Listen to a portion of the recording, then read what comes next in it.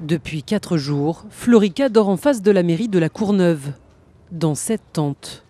Le jour de l'expulsion du bidonville, elle a à peine le temps de rassembler quelques affaires. J'ai pu récupérer ce blouson de mon mari, cette couette pour ma petite fille Estera, voilà, et quelques affaires de bébé pour ma fille. Le reste, 4 ans d'affaires et de souvenirs, est resté dans sa caravane détruite par des bulldozers.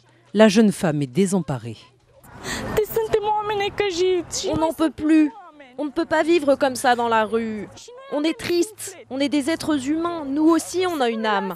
On ne peut pas rester ici, lorsqu'il pleut c'est horrible. On a des enfants, on veut qu'ils aient un avenir.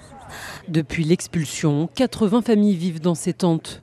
Ici, pas de sanitaire, des conditions déplorables. Difficile pour certains parents d'envisager sereinement la rentrée scolaire. Nos enfants sont scolarisés ici, à la Courneuve. Comment voulez-vous qu'on les envoie à l'école, comme ça, pas lavés? Nous, on est ici pour envoyer nos enfants à l'école, pour les intégrer. C'est pour ça qu'on est en France. Le Samaritain, l'un des plus vieux bidonvilles roms de France, a été qualifié de campement illicite par la justice. Il a donc été démantelé jeudi à la demande du maire de la Courneuve, puis détruit. Ce jour-là, Francesca travaillait comme vendeuse de journaux, mais lorsqu'elle rentre le soir, elle trouve le terrain démoli.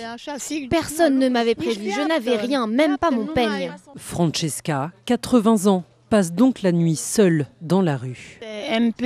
J'étais toute seule, j'avais peur. Je suis contente d'avoir retrouvé le groupe. Maintenant, je me sens moins seule. Cet après-midi, de nombreuses associations sont venues soutenir les Roms de la Courneuve. Elles dénoncent les conséquences des expulsions à répétition. Le fait d'avoir un bidonville stable depuis 7 ans a permis à certains d'entre eux, à certaines familles, d'avoir un travail, des contrats et de pouvoir sortir par eux-mêmes. Aujourd'hui, le fait de se retrouver à la rue va complètement anéantir tous ces efforts d'intégration. 300 familles vivaient au Samaritain. Certaines ont été relogées dans des hôtels. Les autres demandent au maire un nouveau terrain sur lequel s'installer afin de recommencer leur vie.